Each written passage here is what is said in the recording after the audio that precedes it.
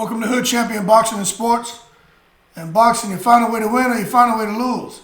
So, shockingly enough, to some people, a lot of the ex-champions during the Hall of Fame ceremony, a lot of people just in the top contenders across all weight divisions, and just collectively people across the boxing community are really starting to voice their opinion on Crawford versus Spence. And to the shock of many, majority are picking Crawford to win. Now, I'm not surprised that a lot of people are picking Crawford to win, because Crawford has shown a lot of things in fights, okay? Spence has shown a lot of things in fights. But for some reason, I genuinely feel a lot of people are still looking at what Spence has gone through physically with that car accident, right? And feel that at some point, those ill effects and the damage he took is going to show up in the ring.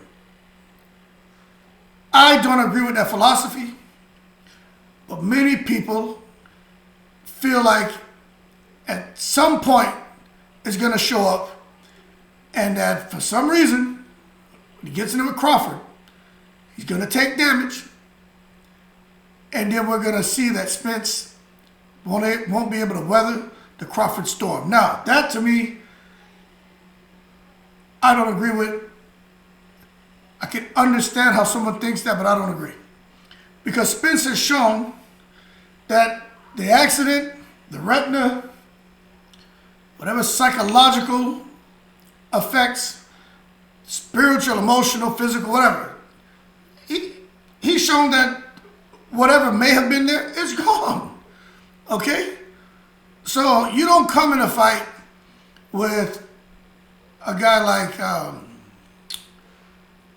Ugas and do what Spence did. Now, he did get touched a couple times, but that's because Spence comes straight forward and he feels like his work rate, his power will eventually overwhelm you, and the body attack can eventually break you down systematically. And you may hit him with a shot here, a shot there, but it's not going to be enough to stop Spence in his tracks. Now, this is the thing, right? Terrence Crawford and Errol Spence, when you look at their skill sets, and this is why I can understand why a lot of ex-champions, a lot of top contenders, a lot of current champions are picking Terrence Crawford to win the fight. And I'm going to tell you why. When you look at the two of them, Errol Spence and Terrence Crawford, try to take the emotion out of it, because a lot of you are emotionally tied to Errol Spence. A lot of you are emotionally tied to Terrence Crawford, okay? I'm not emotionally tied to anyone. I'm emotionally tied to boxing.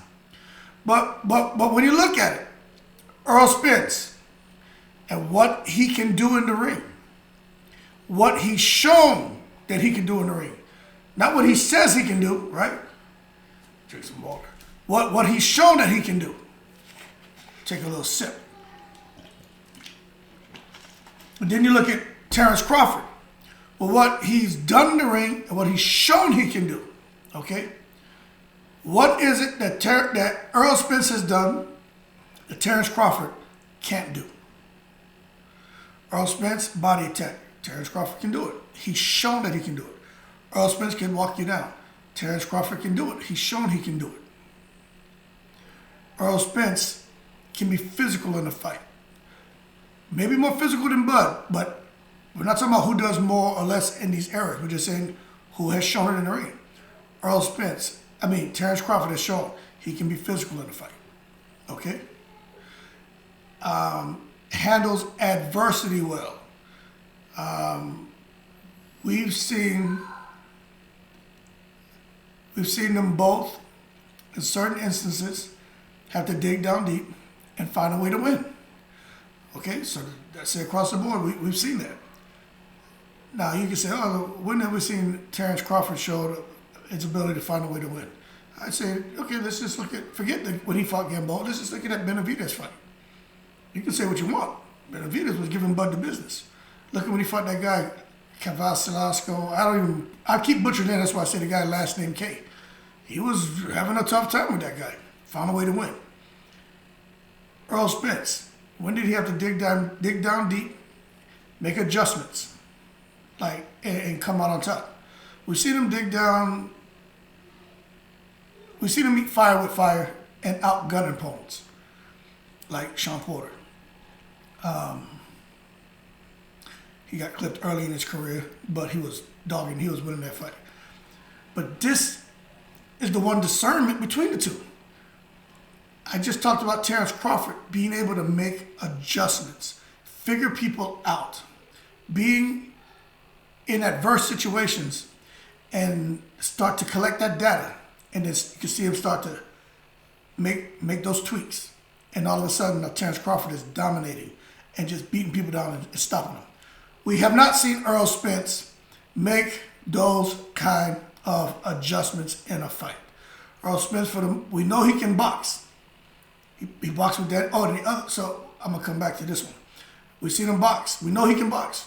Sound amateur career. Errol Spence can box. Boxed Danny Garcia, outboxed him. Didn't stop him. I'm not gonna say it didn't hurt him because Danny Garcia said it was he had to push through it. But Errol Spence was touching him up, and Garcia is just mentally strong and in shape. But Errol Spence didn't stop him. When have we seen Errol Spence hit somebody with one shot and just get him out of there? Okay? So this other thing I'm talking about, right? So adjustments. We've seen Terrence Crawford do it. Okay? Power. Who has the one-hitter quitter? Who has concrete in their fist?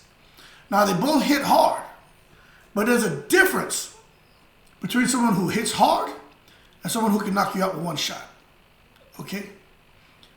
Errol Spence hits hard, obviously.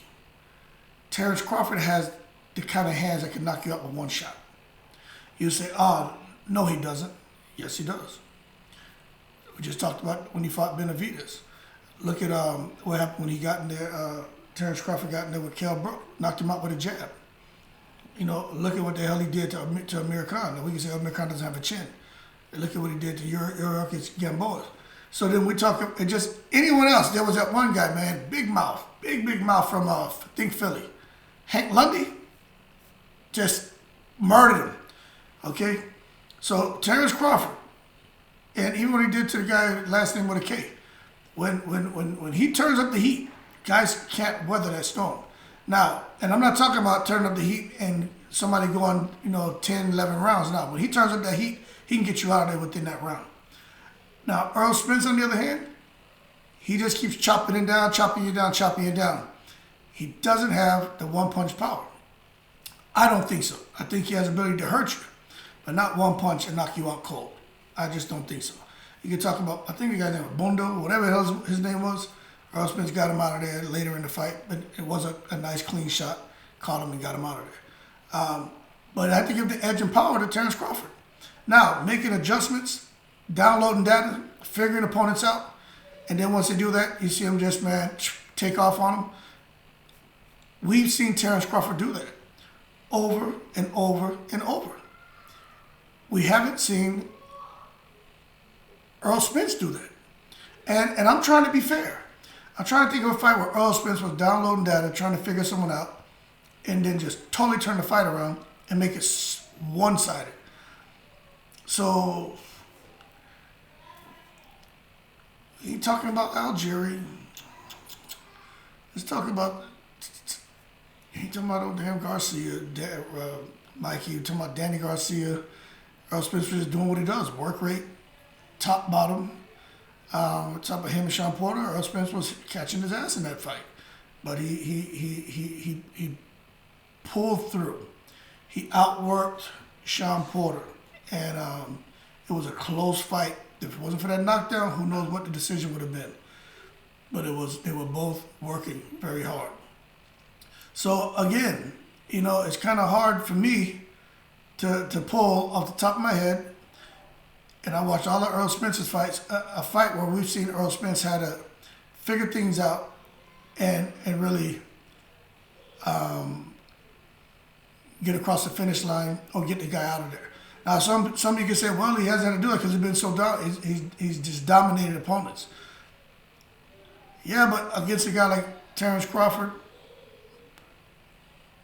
just not sure that the come forward fight, high guard, going to the body, head, working behind the jab, coming in low. Terrence Crawford, I tell you, the uppercut from Terrence Crawford is going to knock Errol Spence out.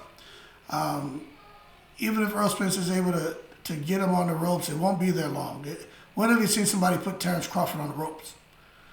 Okay, so these things Errol Spence does with getting you on the rope, pinning you there with an elbow, and then ripping with the other hand, then pushing in your face, coming over on top, then now he got the other elbow holding you on the ropes, hitting you with the left hand. So see, Errol Spence has a fighting style, and he fights that way in every fight.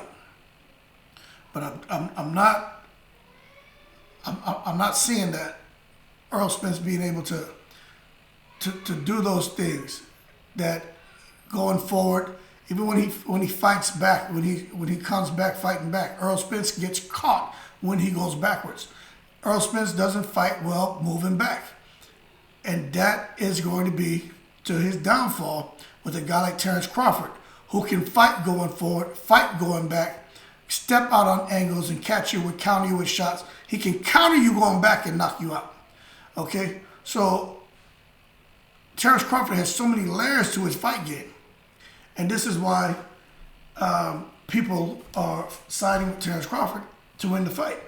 But as far as people being unsure about the fight happening, the fight's going to happen, because when Terrence Crawford, he doesn't say much. But, you know, when he starts to come out here and say, hey, look, the focus right now is Errol Spence for all the marbles, and then after that, Jermell Charlo. You know, why is he talking like that? Okay? Obviously because he knows something. And he goes on to say, hopefully the Spence fight gets made. That's the plan, for us to get the job done on the business side, and to be able to share the ring and put on a great performance for each and every one of you guys who want to see us share the ring together. I think the time right now is the best time, because it's for all the marbles. You got Errol Spence with 3 belts. I have 1. It will be for undisputed. There will be no other champion in the division, and I feel like this is the biggest moment for us to fight. I'm not going to tell you what my strengths and his weaknesses are my strengths. You just got to sit there and watch as a fan and assess it yourself. Well, a lot of us already assessed it, okay? Errol Spence brings a lot to the table, but as far as people who have shown in the ring that they can collect data, make adjustments, Terrence Crawford has shown that. And when he was fighting Shawn Porter, Terrence Crawford normally starts off slow. Errol Spence starts off fast. That could be a huge problem those first 3 rounds. If Terrence Crawford, for some reason, sits there coming out slow, still taking too long to process that data, and Errol Spence is putting that heat on him, it could. So I think Errol Spence's best chance in that fight is the first 4 rounds. And I'll be honest with you. But after 4 rounds, if he doesn't get Terrence Crawford out of there, it's going to be a problem, I think, for Errol Spence. Because he throws a lot, and the more you throw, the more you leave yourself open. And with a guy like Terrence Crawford, after round 4, when he's kind of figured things out, and he starts countering you and landing those shots, you're going to have a problem, because he hits hard. And it is what it is, man, okay? It is what it is. And a guy like Shawn Porter, right? You talk about Shawn Porter and the type of confidence that he brought into the ring with Errol Spence. Porter was a guy who we know, he was one of the top dogs in the welterweight division. He wasn't, I would say he was an elite fighter, but he was a guy who was going to test your heart and test your will. Shawn Porter was. And if you couldn't if you didn't have it, there's no way in the world you beat Shawn Porter. Shawn Porter is just a problem in the ring. And when you talk about Porter, when he was initially talking about going in there with Errol Spence, Porter was talking about the things he has that would create problems for Errol Spence. You know, he went on to talk about the things he had that would create problems for Terrence Crawford as well. Now, these are the things that Shawn Porter said that would create, with his style, would create problems for Crawford and would create problems for Spence. He said his power. He said his power would create problems for Spence and Crawford.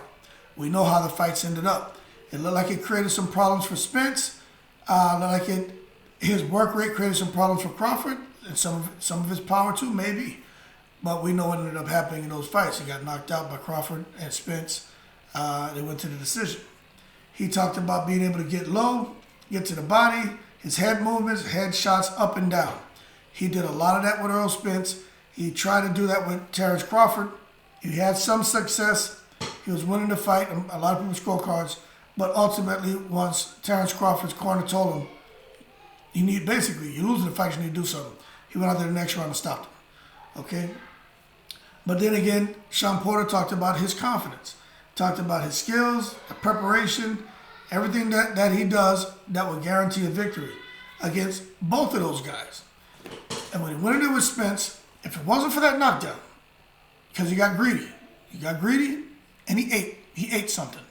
He had a big ass left hand that dropped him. That's what happens when you get greedy in the ring. Somebody gonna feed you.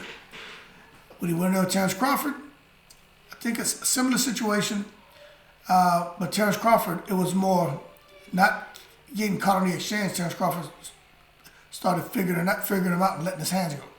And when he did that, it was all over for Sean Porter.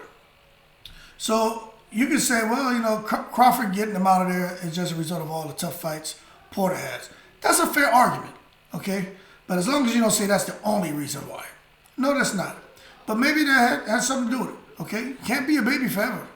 And when you're in tough fights, it does take a toll on you. But the bottom line is, Porter went 12 rounds with Crawford, with Spence. He didn't go to full 12 with Crawford. And that was when Crawford made his mind up to get him out of there. And we saw what happened. Now, Porter's dad, Joe Jackson, came out there and just totally dissed his son, which I thought was corny, right? That's narcissism at its finest. That's, I'm okay, you're not okay. That's a bid for power, okay, at its finest. But whether Sean prepared 100% for Crawford or not, I don't know. The bottom line is Crawford has shown that he can make adjustments. And he's done that time after time and got knockout time after time. And when he's in there with Errol Spence, I haven't seen the layer in Errol Spence and his repertoire.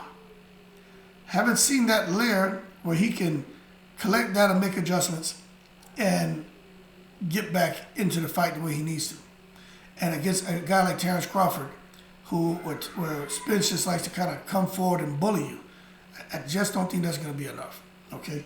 But bottom line is, looks like that fight's going to be happening this year in October. I think 29th is the date that's being thrown around. The business side of things that they're talking about just need to iron out. Sounds like an agreement was already made, but Crawford just wants to go back and try to figure out the money piece again. 60-40 is fair. Seems like he's trying to get that more to a 55-45, but I just don't agree with that, because to me, I've said this in another video. If I'm bringing 3 belts and you're bringing 1, we get the resume, right? I should get that 60-40.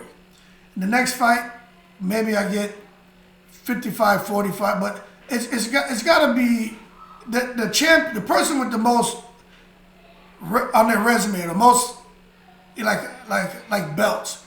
After 2 fights, they should have ended up with most of the money. Not where it ends up being like a 50-50 split after 2 fights. Then why the hell? Then what's the benefit of being a champion with all those damn belts?